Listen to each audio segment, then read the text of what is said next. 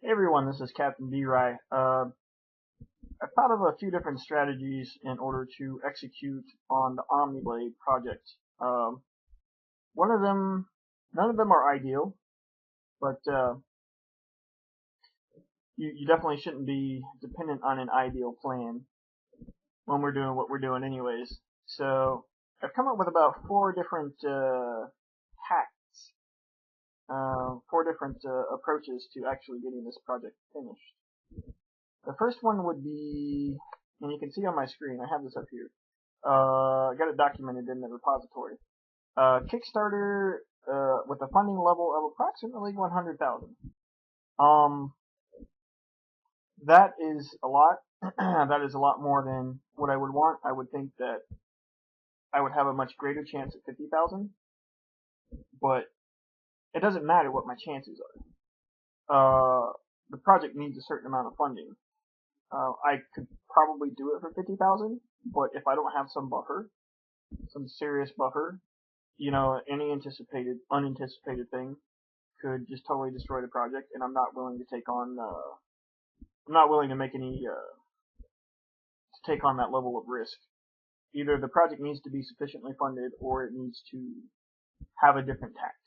Um, I estimated my chance of actually getting this funding from Kickstarter at about 10%, and that's with running, one, two, maybe three or more campaigns in order to keep trying over and over. And I figure my best chance is about a 10% chance because it's a really high Kickstarter goal.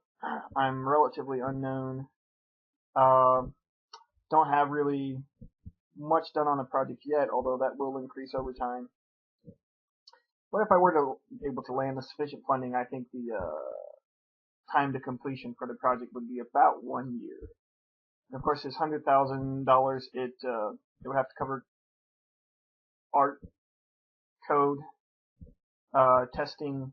You have to be testers, and just all the various things that are going to hit you over the period of development.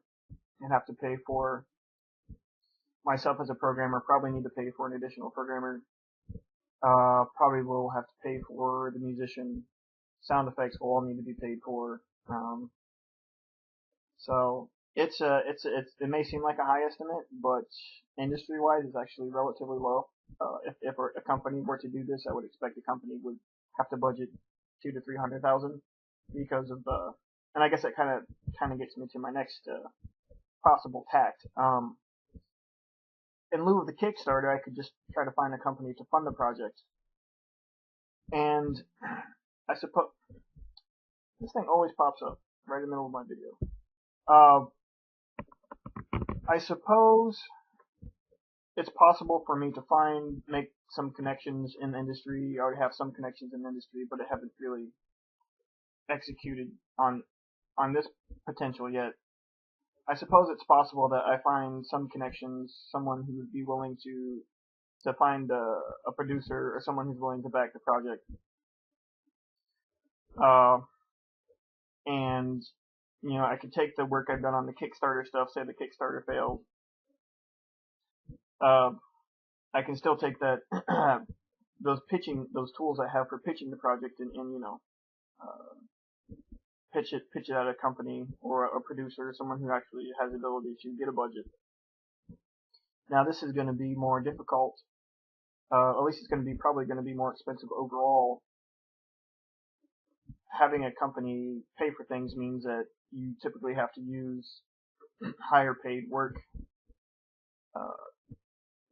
You have to, your average engineer is going to cost you around 50 grand a year, and I presume it take 5 or 6 people on this project total, not just engineer. That includes the engineers. I'm estimating, say, if they were $50,000 a piece. For 5 or 6 people, it'll probably be 200 to 300 grand for that company. But I'm not too concerned about their budget. And as long as I get the budget that the project needs, that's the main thing. And I guess the chance I have for getting that funded, I've got it estimated again at about 10%. I think it's unlikely that I'll be able to find someone in the industry who would be willing to um, find a way to get a company to back this project. But it could happen. Uh, and it's going to be an explicit tact for this project. It's going to be one of the things I'm going to pursue. How long would it actually take to complete? Probably take 1 to 2 years, the extra year, because things just, not only are they more expensive when they're funded, when they're run by a company, they're more uh, inefficient. There's just so many things that can and will go wrong when you're running a project inside the context of a company that needs to, you know, make payroll and prioritize projects and has potentially conflicting interests, agendas at a higher level. So I would want to buffer out the time on that as well. The other thing, the third tact would be basically while I'm working a full-time job, is to hire another programmer to do pretty much most of the programming work. I'm just not going to be able to program on both a commercial project and this project. It's just not going to be physically possible for me to have some constraints with my ability to type after a certain number of hours have passed every week. And plus, trying to take on the project and a full-time job is enough to drive a person out of their mind and actually creates something of a risk, a non-negligible risk to the project, because you just burn yourself out. You just totally, it's not good to push yourself that hard. It tends to backfire.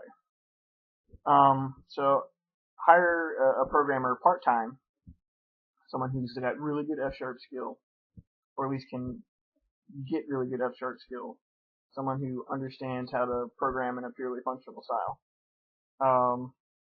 Someone hopefully with a little bit of game development experience. I found one person, I think it was like a couple months ago, but unfortunately I wasn't ready to start him yet. Now I am ready to start him. I gave him an email, but I haven't heard back yet. It's only been like a day since I gave him the email, so maybe he'll get back to me on Monday. I really, really hope so. Because this third tact seems to be the most likely tact. I've got the estimated chance for project completion at anywhere from 50 to 66%. And maybe to some people that seems low, but as far as project completion success probabilities in the real world, with all the things that can and will go wrong, that's actually relatively good. That's actually a relatively good chance of completion. Now the downside to number 3, even though it's definitely the most likely scenario for success, is that because I'll only be able to get somebody to work on it part-time, it'll probably end up taking 3 to 5 years to actually finish it. That's a long time. Technology moves fast. There could be some adjustments as we go along just to try to stay current with the technology. Hopefully SDO will live, another 3 to 5 years. I don't see why it wouldn't. It's a great technology. But you never know. Again, 3 to 5 years is a long time in terms of, technology, in terms of technology. So, most likely I'll be I'll probably be putting most of the energy into tact number 3. And what that will require me to do is, while I keep this full-time job, I'll be keeping a full-time job in order to pay for the programmer and the artist, the part-time programmer and artist. And that'll come directly out of my personal income, which is not a big deal for me. I'm not the type of person who likes to, I'm not really a consumer type of person. I tend to just save up most of my money I make from income anyways. So that won't be much of a hardship for me. So I think that's likely the one I'll be putting the most effort into. And what it will require me to do is in addition to the full-time job I'll be having that's not related to the project, I will also have to play, sort of the project management role. Have to make sure that, the programming is being done in a sustainable way. Make sure that the art gets executed as it needs to be. Just going to be probably a whole lot of, like, maybe every other day I'll need to conduct a online meeting. I'll have to write up documents to make sure everything's, everything is being handled in a coherent way. So that's the most likely tact for OmniBlade.